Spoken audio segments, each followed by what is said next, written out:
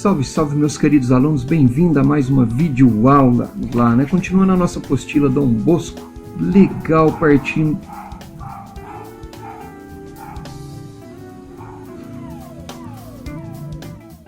Vamos lá, pessoal. Partindo ali da nossa metodologia Dom Bosco, a gente tem uma coisa que eu adoro hoje. Eu sou muito fã de história em quadrinhos. É o que a gente vai ter como uma base hoje de estudos, né? As histórias em quadrinhos, ela vem aí desde a década de 50, 60 dos Estados Unidos, e ela parte aqui para o Brasil, ela vai para o mundo inteiro, né? E ela consegue trazer várias situações, inclusive expressar, né, atitudes do ser humano, né? E a gente tem o legal, mais interessante da história em quadrinhos, é que a gente tem diversas formas de contar uma história, e podemos tanto usar a escrita, né, quanto a voz, com o auxílio de muitas outras expressões artísticas, né? Imagina a gente, por exemplo, a gente lendo uma história em quadrinhos e ouvindo um som ali, é a sonoplastia, faz parte, né? Agora, a história em quadrinhos, ela também expressa dentro dela dança, ela expressa o teatro, expressa a literatura, o cinema, com as ilustrações trazidas dentro das histórias em quadrinhos ali. E, ao contrário também, através da história em quadrinhos vieram surgir grandes filmes, né? Veio conhecer grandes filmes, né? Por exemplo, Os Vingadores, Transformers, história... E filme também que virou história em quadrinhos, por exemplo, Robocop, né? Máquinas Mortíferas, né? As expressões ali de vários, da década de 80 ali, tudo virou, né? Guerra nas Estrelas, tudo acabou virando história em quadrinhos ali. E a gente tem, pessoal, alguns ícones, né?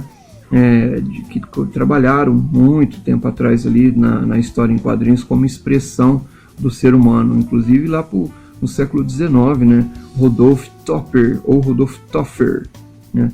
Foi um dos primeiros ali a trabalhar com essa concepção e trabalhava em preto e branco, né? E essas expressões da história em quadrinhos, ela veio trazer referências da nossa sociedade também, principalmente na época que o jornal foi descoberto, na época da tipografia, que muitos ilustradores ou cartunistas que conseguia transferir para o papel determinada situação, não havia foto, né? Então usava as histórias em quadrinhos como expressão, né?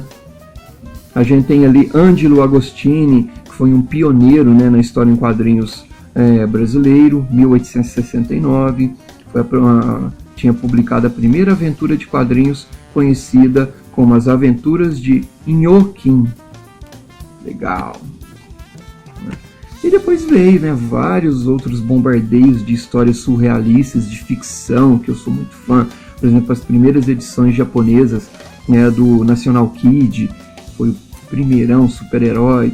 Depois vieram as outras gerações, né, como Goldar, Spectroman, Ultra Seven, as outras expressões também norte-americanas, né, Capitão América, Superman, Batman e Homem de Ferro, vários outros personagens ícones, né, da história em quadrinhos. E essa história em quadrinhos realmente traz um momento presente ali da sociedade. Por exemplo, na criação ali do Capitão América e do Superman, era quando os americanos estavam atrelados com aquela coisa pós-depressão econômica, e estava também com aquela coisa pós-nazista, com aquela guerra, né, dos nazistas, né, a Segunda Guerra Mundial. Eles precisavam de alguma coisa para levantar o povo americano, os estadunidenses, né, aquela coisa assim, nós somos super-homens, somos super-heróis, né?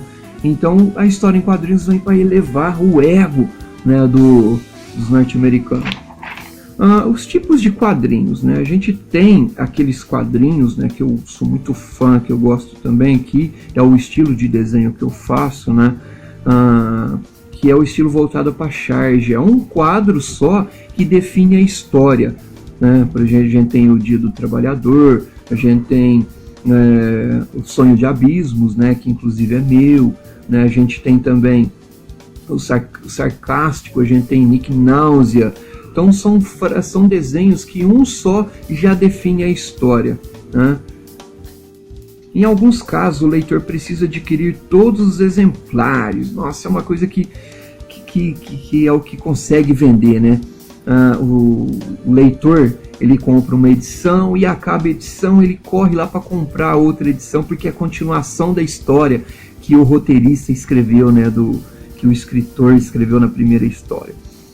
E a gente fica querendo comprar mais, querendo consumir mais, né? É legal também, não deixa de ser, né?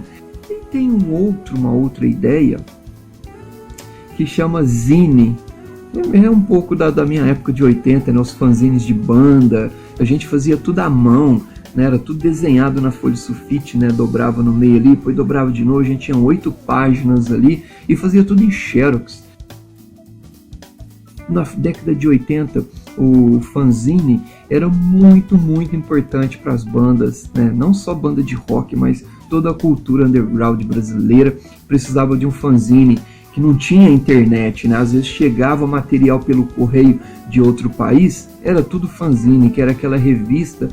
Eu mesmo cheguei a fazer bastante exemplar de fanzine, a história em quadrinhos ela pode ser só imagem, tá? Não favorecendo também quem não tem essa prática de leitura, né? Quem tem dislexia, né? E essa prática ela é muito bem desenhada, então conforme o roteiro do desenho, ela já define a história. De arte geralmente usa a ação como narração, beleza? Espero que tenha gostado e até mais.